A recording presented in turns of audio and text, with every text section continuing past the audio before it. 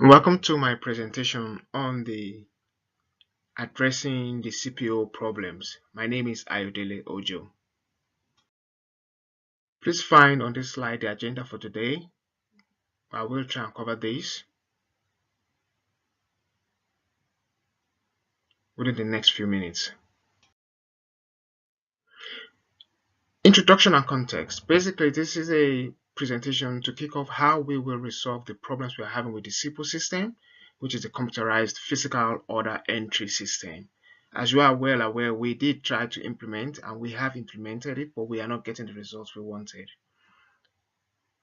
Research by Spectre shows that we have failings, and these are the highest areas where we have failings.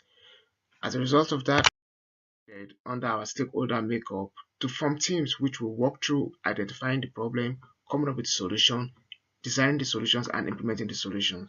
We've got your executives, which are decision makers. We've got your managers, who are non-medic, and we've got your staff, which are medical staff, and got third parties, who are the creators of SIPO. This presentation here is for staff, medical staff. So because you deal with the patient, you interact with CPOM on a one-to-one basis, and this staff is made up of doctors, nurses, and pharmacists as required. As you know, we tried automating the process. That has not worked. So what we intend to do this time around is go through a behavioral transformation process, covering things like the why, the what, the how, the who, the when. And we're following a four-step process. First is the design, which, as I said, will involve all key stakeholders, looking at short-term solutions, short-term successes for long-term gains. We'll go to step 2, where we'll be looking at the medical staff to train the medical staff in terms of how to use SIPO in an effective and efficient manner. While we have the people and change team managed by the non-medical team, which basically is the staff, and they will be looking at replacing staffs that we have lost, either due to the fact that they cannot undergo the training or do not have the ability to deliver on the trainings received. The final piece there is we will then change the process and document the process and formalize the process based on the solutions that we've tested and tried and run. Note that the collaborative working with the various stakeholders identified over LIVE is designed to help resolve the issues, foster commitment so that we can succeed in our project.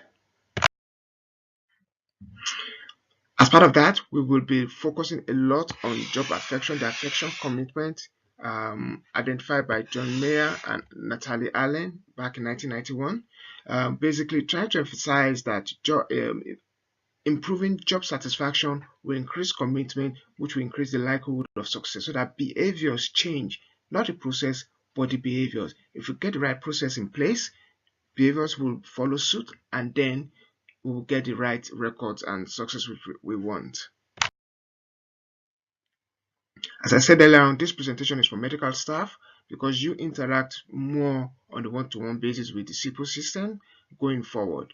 So we'll be working with you in terms of retraining current and new staff, identifying individuals who do not have the skill set to deliver using SIPO, working with HR to recruit new staff or retired staffs that do not have the abilities to deliver using SIPO, and see how we can tell and inform the third-party suppliers to implement the changes that we require.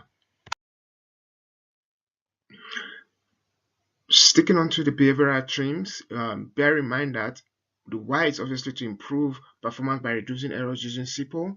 Who, medical staff and patient, which is what this is all about.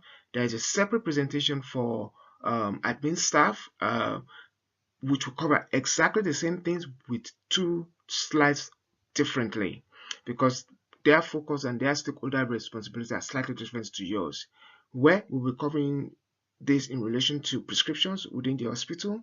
We'll be working across teams to get the buy-ins in terms of the designs of the solution and implementing them appropriately. And finally, over a 12-month period, we will be carrying out quarterly assessments to ensure that we are on the right track and deliver as planned within budget. Thank you for your time. Feel free to ask any questions you desire.